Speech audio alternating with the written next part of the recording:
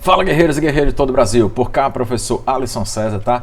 Teu professor de física rumo à tua aprovação na Polícia Rodoviária Federal. Olha só, trouxe aqui para vocês hoje um TDzinho com 4 questões, tá?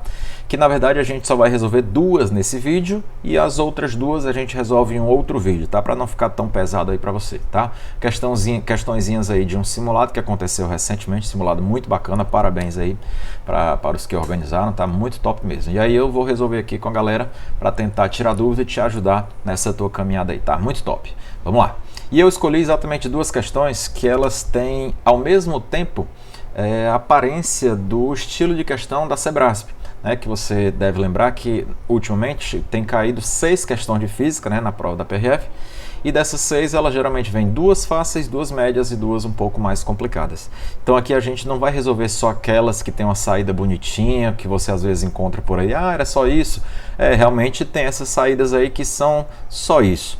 Só que aqui a gente não quer que você ganhe só esses 2 pontinhos ou 3 pontinhos. Claro que a gente também vai te ajudar nisso. Haja vista essa primeira questão que a gente vai fazer, ela é exatamente desse tipo, tá? Vou te dar aqui um bisuzinho, que aí você mata a questão sem precisar de fazer nenhuma conta ou dificuldade, nada disso.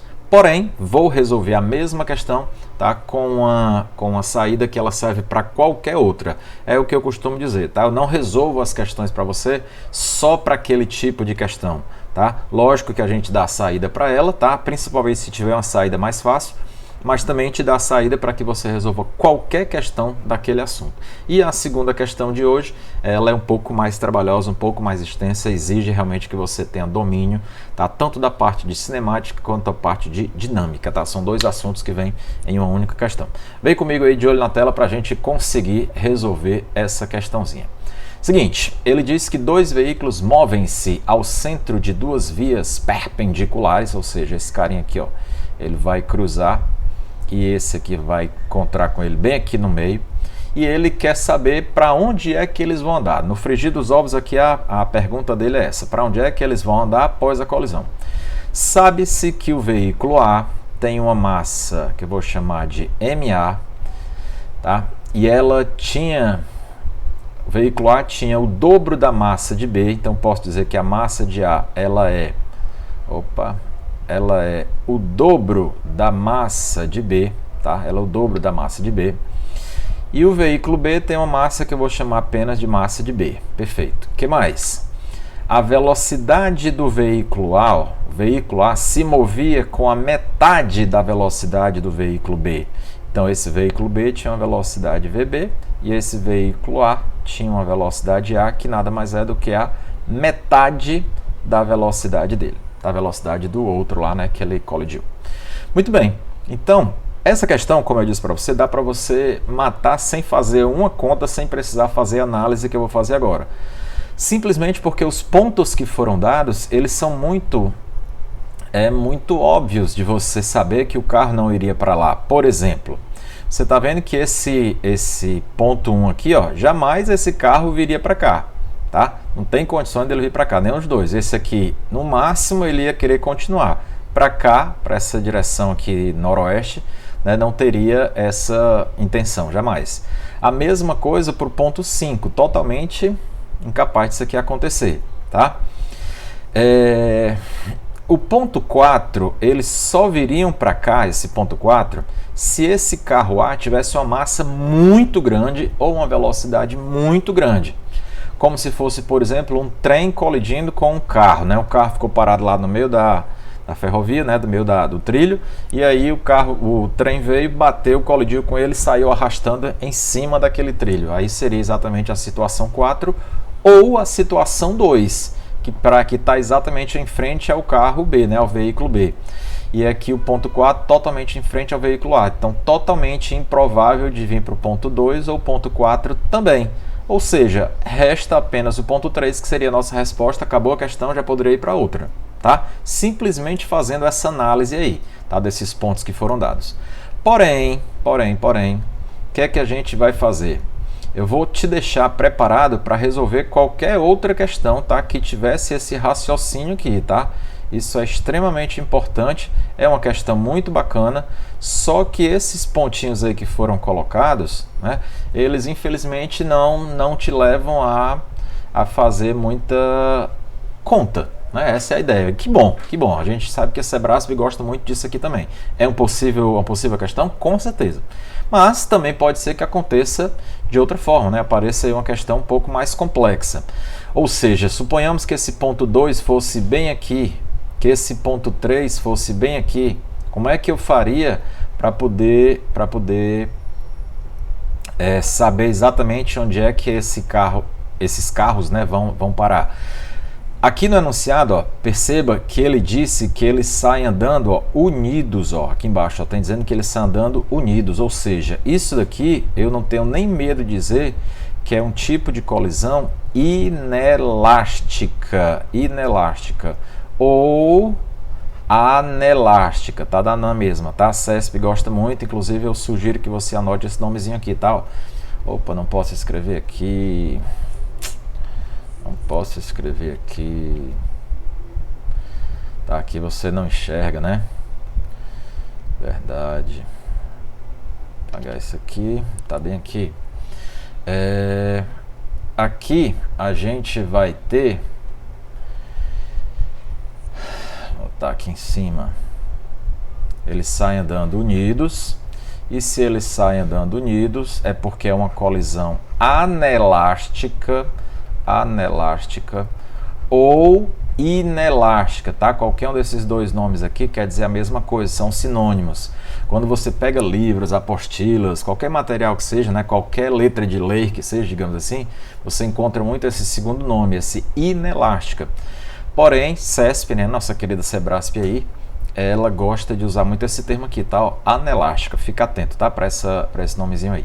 Ou seja, o que significa dizer isso? Que eles saem andando juntos, eles colidem e passam a fazer de conta que é um corpo só, né? Que são um corpo só, tá? Essa é a ideia de ser anelástica. Qualquer um dos outros dois, ou perfeitamente elástico ou parcialmente elástico, eles colidem e se separam, tá? E aí, como é que eu vou fazer para resolver isso? Aí é o seguinte, deixa eu trocar aqui de cor, ficar mais fácil para você visualizar.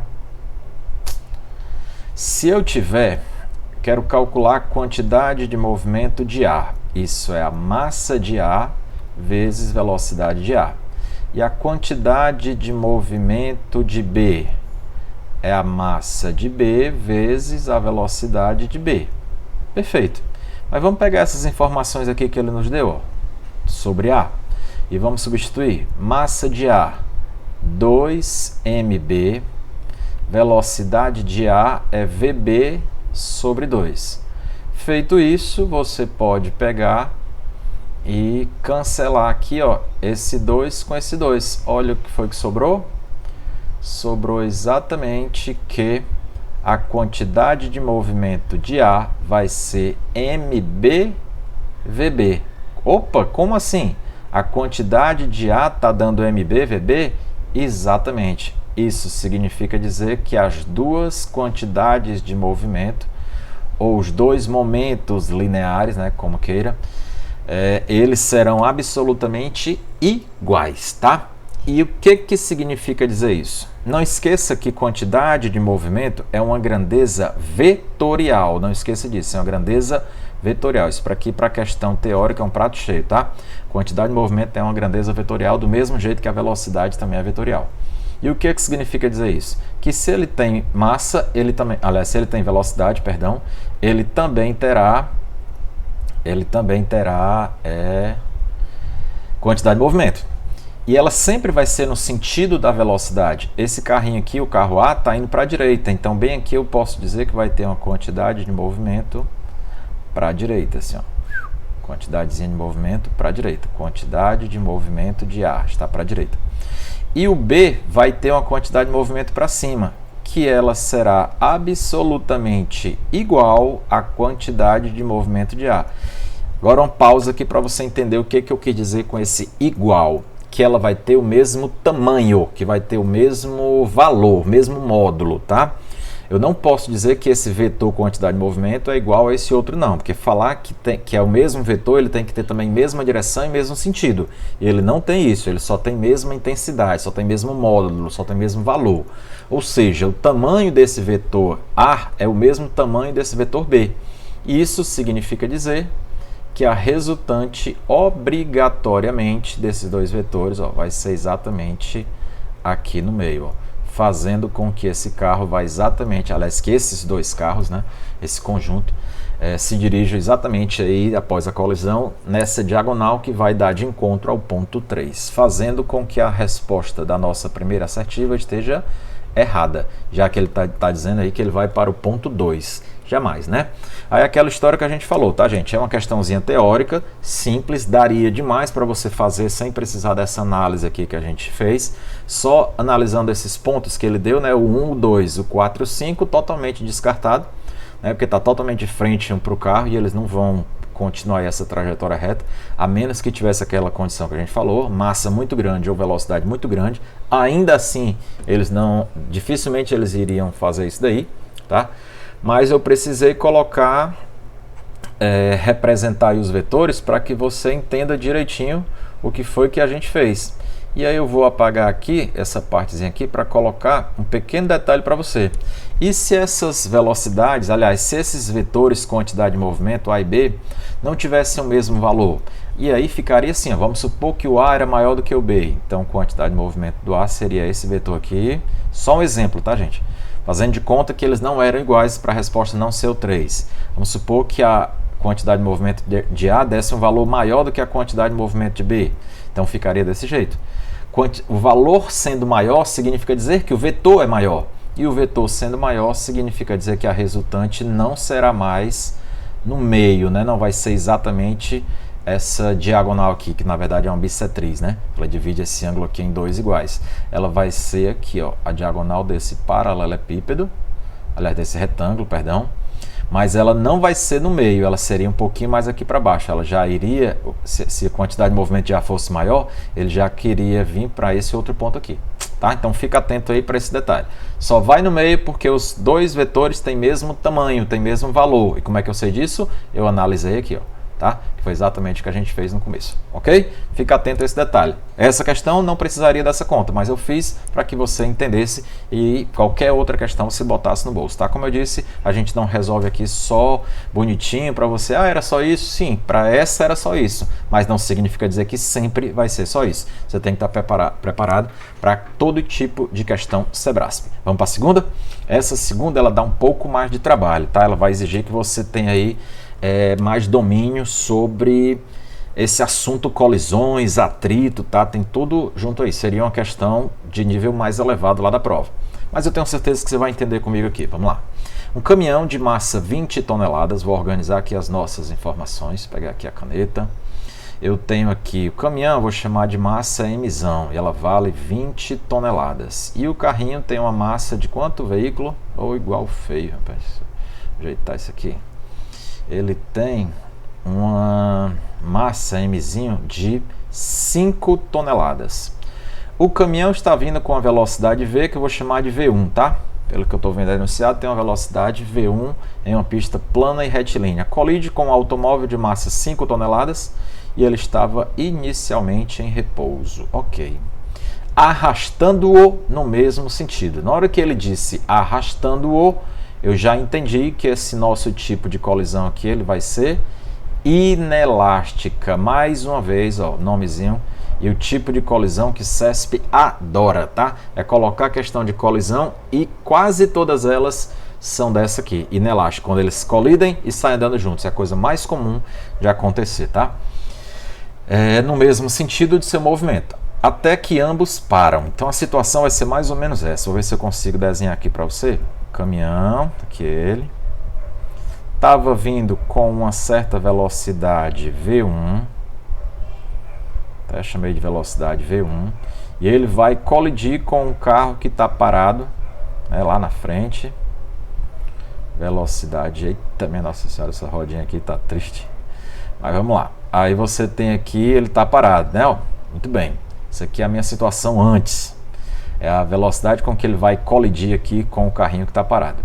Depois disso, você tem agora o caminhão colidiu com o carro e vai sair arrastando esse carro. Vão sair andando juntos. já que trata-se de uma colisão inelástica, né? Eles vão sair andando juntos, com uma nova velocidade que eu vou chamar de V2. Tá? Então ele colidiu com uma velocidade V1, se junta à massa do veículo e sai andando como se fosse um corpo só com uma nova velocidade que eu chamei de V2. Tá? E eles, a partir daqui, tem atrito. A partir daqui tem atrito. A partir daqui tem atrito. E aí eles arrastam por 50 metros. Eles arrastam, ó, por 50 metros. Isso aqui é o caminhão, que é o veículozinho sendo arrastado aí por 50 metros. Até pararem. A uma distância de 50 metros. E o coeficiente de atrito, ele disse na questão que vale... Aliás, botar esse coeficiente aqui embaixo.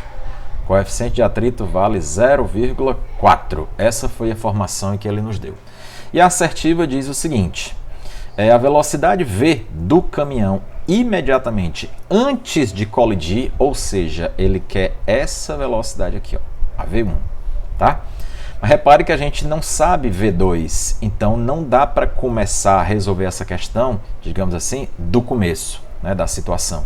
Eu tenho que analisar aí de trás para frente. Pelas informações que ele me deu aí, eu vou ter que analisar de trás para frente. Então você há de concordar comigo que é o seguinte: quando ele passa, sei lá, em qualquer canto aqui nessa região aqui, ó, quais são as forças que estão atuando?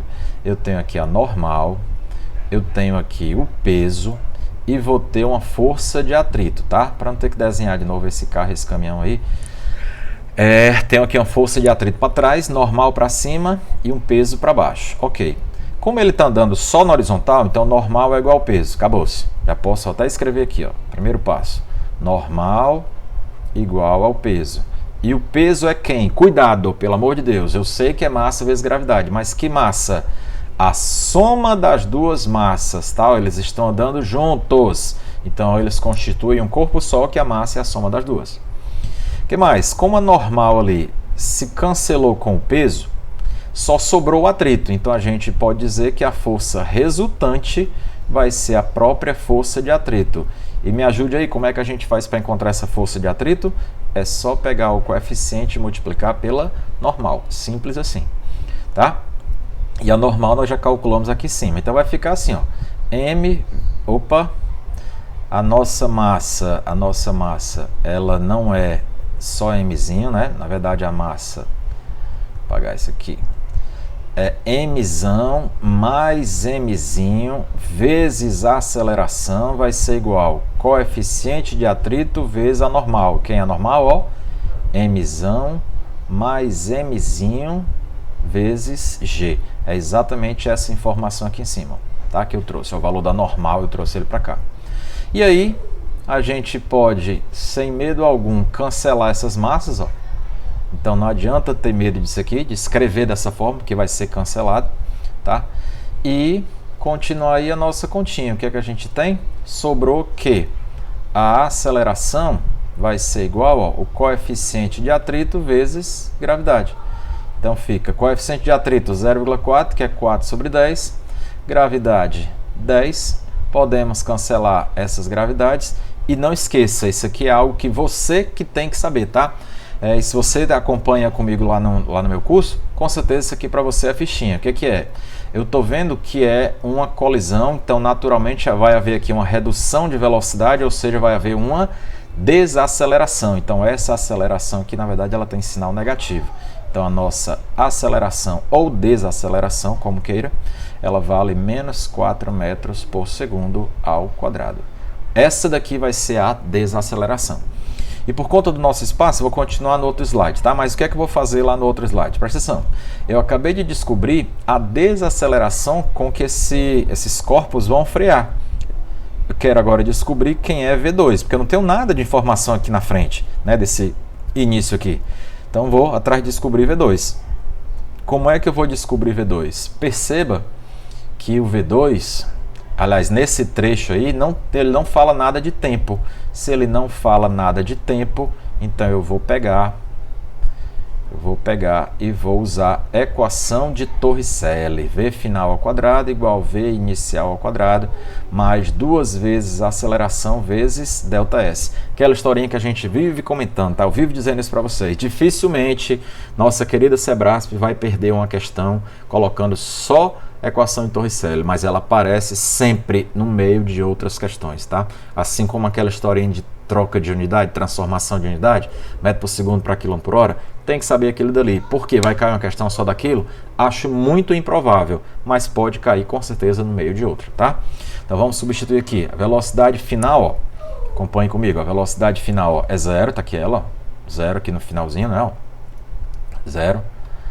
E a inicial a gente chamou de V2, então eu posso pegar e dizer que a minha velocidade final é zero, a inicial é V2 ao quadrado, a aceleração é negativa, então 2 vezes 4 vezes a distância que eles percorrem até parar, que é 50.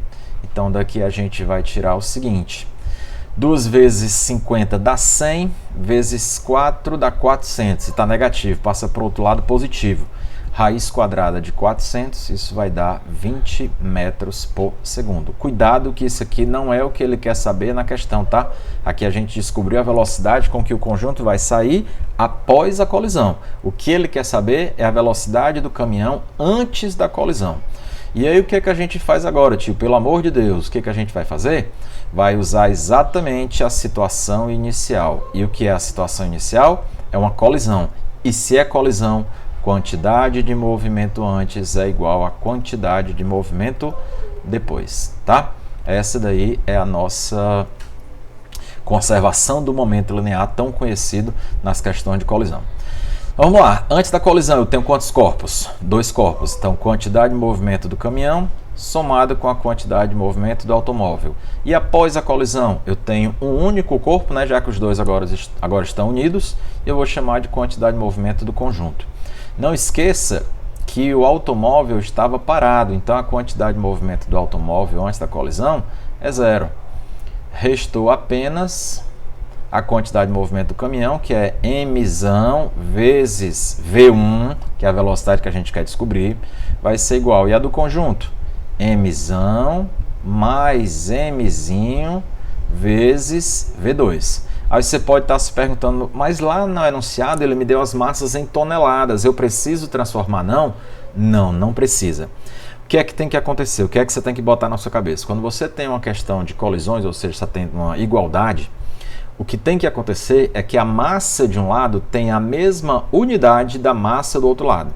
Eu posso ter tonelada do lado? Posso, desde que do outro lado também esteja em tonelada. Eu posso ter grama de um lado? Pode, desde que o outro lado também esteja em gramas, tá?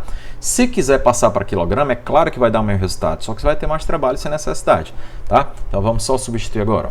Vamos ver se vai dar certo. A massa mzã do caminhão, 20, vezes V1, que é o que a gente quer, soma das massas, 20 mais 25.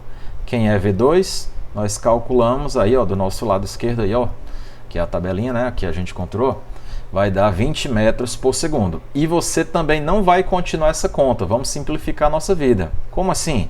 Eu estou vendo que esse 20 aqui, ó, pode ser cancelado com esse 20 aqui, ó.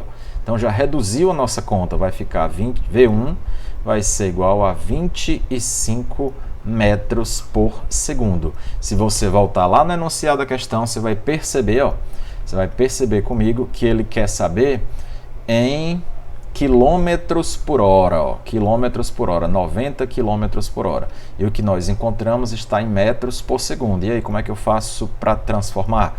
É só multiplicar pelo velho e bom 3,6. Mas é claro que você não vai fazer isso, você deixa isso para o nosso concorrente, tá? Você, né, vai montar aquela tabelinha que a gente já colocou aí em vídeos anteriores, eu também coloquei lá no meu Instagram, tá? Tem tudo aí, é aquela tabelinha para você ganhar tempo. Isso aqui vai dar exatamente 90 km por hora. Essa daqui é a velocidade com que o caminhão colidiu. E após a colisão, eles saíram andando com 20, que é a mesma coisa que 72 km por hora. Realmente mostrando aí pra gente que vai haver uma redução de energia, né? No caso, energia cinética, tá? que é o que era de se esperar em uma colisão inelástica, tá? Então fique atento aí, fazendo com que a nossa questão de número 2 ela esteja corretíssima, tá? Ela está corretíssima, ele fala exatamente isso na nossa assertiva, tá? Espero que você tenha gostado. Se realmente gostou, deixa aí o teu like, tá? É muito importante para a gente continuar produzindo esses materiais, saber que vocês estão gostando. Deixa aí teus comentários, se tem alguma dúvida, ou se gostou também, ou se tem alguma crítica, fica à vontade, a gente sempre aceita para poder buscar essa melhoria.